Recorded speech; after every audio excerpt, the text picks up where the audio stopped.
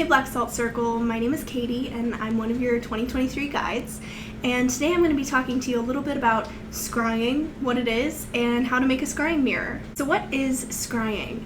Scrying is the divination practice wherein you use an object or a flat reflective surface, preferably a darker one, to see images that will answer your question for you. You could use a scrying mirror, which is what I'll tell you how to make today, or you could use a slate of obsidian, that's very common. You could even use a bucket of water or a cauldron if you want to be extra fancy with it. What you're really looking for is just a flat, reflective, dark surface. Sorry if you can hear my cat, she's very talkative today. Some people also scry with clouds, smoke, flame. Some people will stare into a candle and scry the way that the flame is going to divine. But what I'm going to teach you about today is just looking into a flat, usually a black surface, but it just has to be dark. And typically you'll want something reflective, as I said, and you'll be staring into it in a dark environment, so either outside in the moonlight, as we'll be doing tonight, or perhaps just in a dark room in your house, some kind of sacred space for you. I know. Say hi to everybody. That's Annie. She has no respect for this coven. None whatsoever. The classic image of a witch staring into a crystal ball to see the future, that's scrying. Yeah. So when you scry, like I said, you'll want to sit in a quiet, meditative space, and you'll want it to be mostly dark, although you can have a source of light, like the moon or even a candle, and you'll stare into your reflective surface until you've reached a very calm, meditative state, and you'll ask your question, and just see what you can see. And there's a huge misconception that you will be actually seeing literal images in your reflective surface, and sometimes that's true. Sometimes you will, but a lot of the time what you will see will be more of a picture show in your mind. And so don't get too bogged down if you're not actually literally seeing moving things in the reflective surface. I would say that's probably more on the rare side, although like I said, it does happen. But you'll be more focused on what kind of images is the act eliciting in your mind. And sometimes it'll be colors, sometimes it'll be sound or taste or picture or something moving. It's really up to you personally and what spirit or whoever you're working with, whatever you're working with, is trying to communicate with you, or your intuition, whatever you'd like to call it. And oftentimes these images will be a little bit more on the abstract side.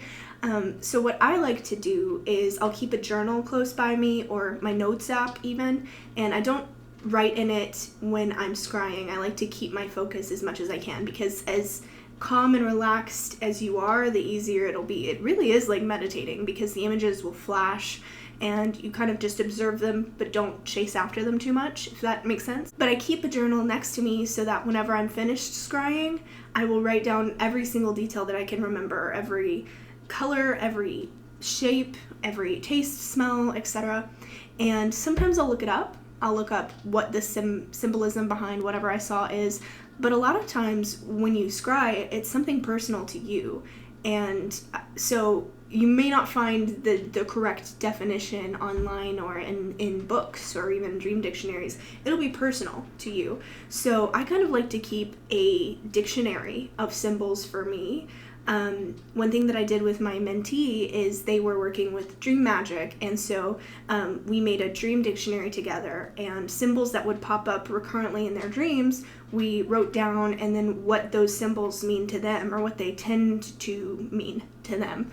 And so you can do a similar thing when you're scrying. So for instance, like let's say that you see a whale. So for some people, a whale might mean peace, tranquility. For me, I have an irrational fear of orcas. So if I were to see a whale, it would mean something different to me while I'm scrying. You can also, maybe you don't have an assigned meaning for what you've already seen, but if you write it down, remember it, and save it for later, the meaning might become apparent to you later on. So for instance, one time I was scrying and I saw like an electric blue frog.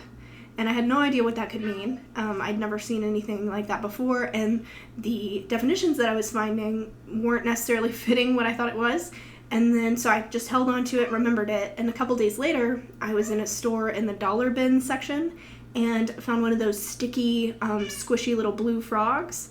It looked exactly like the one I saw when I was scrying, and it made me think, wow, I sure do miss playing with little silly things like this.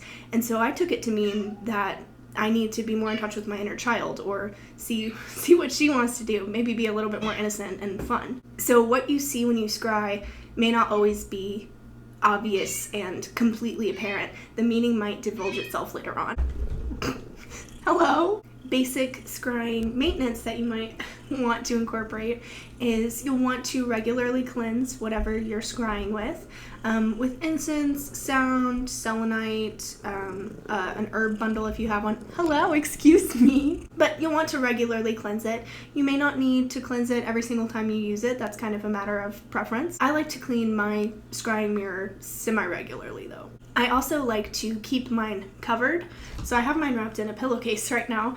Some people will wrap theirs in an altar cloth, but this is just to keep the energy from getting affected by the energy of the room where it is, or from getting stale, or it's just good maintenance to protect the energy of the scrying mirror, scrying object, so that you know that what you're seeing is fresh when you use it. So at today's full moon, we will be spray painting picture frames to make a scrying mirror. So I'll show you mine.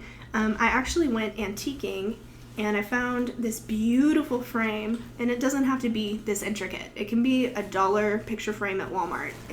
Our wonderful treasurer, one of our wonderful treasurers, B, went and thrifted a bunch of picture frames for us to use tonight, so that works as well. But I found just this beautiful picture frame while I was antiquing, and oh, it's a little smudged.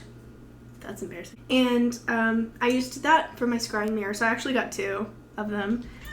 This is the original, or close to what it had in it originally. And so I just opened up the back, popped the picture out, and then spray painted the inside. And that's what we'll be doing tonight. So you'll want to find a picture frame. Can be any shape, look whatever you want it to look like.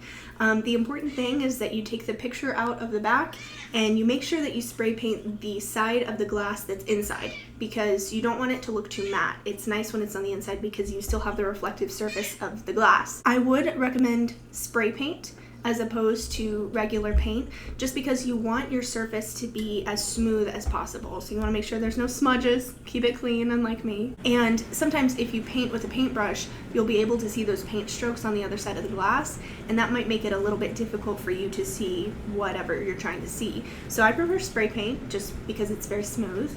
A matte spray paint will work, or a shiny one.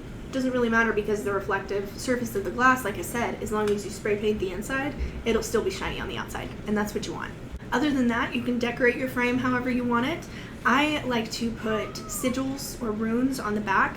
So if I were to pop this open, I won't show you because there's herbs and stuff in here, but on the back I have sigils for protection, because I have sometimes an irrational fear of mirrors. So I have sigils for protection, and then I also have sigils for truth and just divining in general. So if you have special sigils or runes that you like to write on there, feel free. You can also stick herbs in the back, as I said. So in the back of mine I have mugwort, which is just a very good herb for divination of any sort and sight. So I added some mugwort, and then I also added rosemary, because it's kind of my favorite catch-all herb. It's good for protection. It's just kind of my favorite herb to use in pretty much every kind of spell work that I do. I just find that it brings a really good energy to my practice, but you can add whatever kind of herbs you want. You could add some black salt if you want. Keep in mind that if you're very rough with your scrying mirror, or if the back is very thin, there is a possibility that your herbs will rub through the paint on the inside after a while and you'll need to repaint. But I haven't run into that at all with mine, so just be gentle with your scrying mirror and it should be okay. It should last for a while, but just kind of base it on the particular frame that you get, and that's what you do. Very easy. So then you have your beautiful scrying mirror, and you can mirror on the wall or whatever you'd like to do with it, and have a good time. So tonight our event will be outside. One of our members has graciously volunteered to host, so do be respectful of her property if you will be there in person today.